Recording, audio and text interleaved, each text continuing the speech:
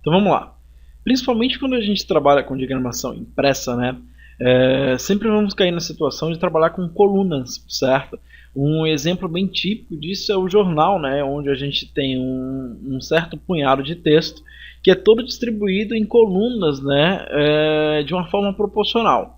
Você criar isso manualmente, vamos dizer assim, com certeza você vai sentir uma dificuldade muito grande. E até o porquê de eu estar falando isso é devido a muita gente até perguntar, pô, tudo que o InDesign faz eu consigo fazer em outros softwares como Illustrator, Photoshop, Core e por aí vai.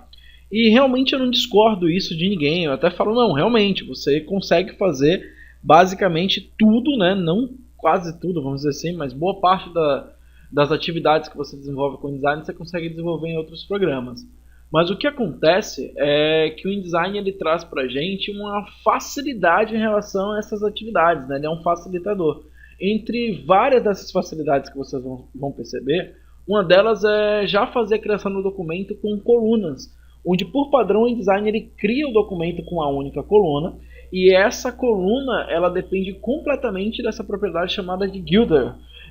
O que seria essa propriedade? O que acontece? A partir do momento que eu crio as colunas, vamos por exemplo, vem aqui vou pôr umas 3 colunas para a gente e deu um ok. No momento que você faz isso, você percebe que as 3 colunas foram criadas, isso dentro da área da margem, é interessante vocês perceberem isso. E aí entre essas colunas é orientado esse espaço, logo aqui, né, a partir do término de cada uma delas. Esse espaço é o Guilter, que é a distância, né, que vai ser assumida entre cada coluna, o que ajuda muito você ter um controle, né, da forma que vai funcionar. Uma coisa que é interessante também vocês perceberem que essas configurações aqui no menu File, né, se eu vim aqui no menu File, Documents Tab, ele mostra pra gente aqui, né, a questão da largura e altura, mas essas configurações em relação à coluna, elas não são expostas nem editadas após o documento estar criado. Então é legal vocês perceberem, já terem uma noção em relação a isso. E além da coluna, que é algo muito simples de se entender, vou até criar outro documento aqui pra gente, nós temos duas propriedades que acontecem, que é o Bleed Slug, que ficam aqui ó, logo embaixo, né, aqui pra gente. Para os usuários que estão com macOS, ela aparece também da mesma forma, ou com o botão de mais opções, até para a galera que está trabalhando com versões mais anteriores, mais antigas, né, vamos dizer assim. E aí no caso, o Bleed e Slug também são áreas de marcação muito semelhantes à margem. O que acontece? Primeiro eu vou configurar o Bleed e vou explicar pra gente, né? O Bleed ou a sangria, como todo mundo conhece, é aquela área que comercialmente é chamada de área de corte, que é a área onde você pode muito bem pegar o que você fez a impressão, tal, o que foi impresso, e a partir do momento do recorte com a guilhotina ou algo parecido, aquela área se retirada, ela não vai fazer falta no nosso elemento. Então se por exemplo eu venho aqui, eu vou pôr uns 10 milímetros de sangria e tal, e você vai perceber por eu estar com essa correntezinha aqui habilitada, ele vai pôr proporcional para todos os lados. Então no momento que eu faço isso, no que eu der um ok, você percebe que é criado, né, uma linha vermelha expondo para a gente a área de corte. Então você pode estar criando, até vazando um pouco aí essa área tal, que aí no momento do recorte do elemento, essa área vai ser subtraída e não vai causar nenhum problema de visualização para o seu projeto. Mas além disso, além dessa área de corte, como a gente costuma chamar, a sangria também é responsável em estar posicionando para a gente ou dando uma noção para o cara que está desenvolvendo a área que é chamada de pinça, a pinça da impressora. É algo que pouca gente até comenta, tá? Mas é interessante vocês terem noção. O que acontece? No momento que você faz a impressão do elemento, certo? Vou dar um exemplo de um jornal, né? Vou voltar para o exemplo do jornal. Vocês vão perceber que em algumas situações, em cima do jornal, você recebe aquelas dentações, né? Ou ele vem meio que mastigado em cima. Aquela área ali é a área da pinça, das garras da impressora ou aonde o recorte foi feito. E nessa área ali, que tem mais ou menos uns 3 milímetros, vamos dizer assim, você configura o que seria a sangria também. Porque o cara vai recortar tal, e aquela área, por mais que seja danificada, por exemplo, ela não vai influenciar no nosso elemento, tá? completamente da margem, completamente diferente da margem, tá? Que é uma margem interna, é uma área visual do meu trabalho.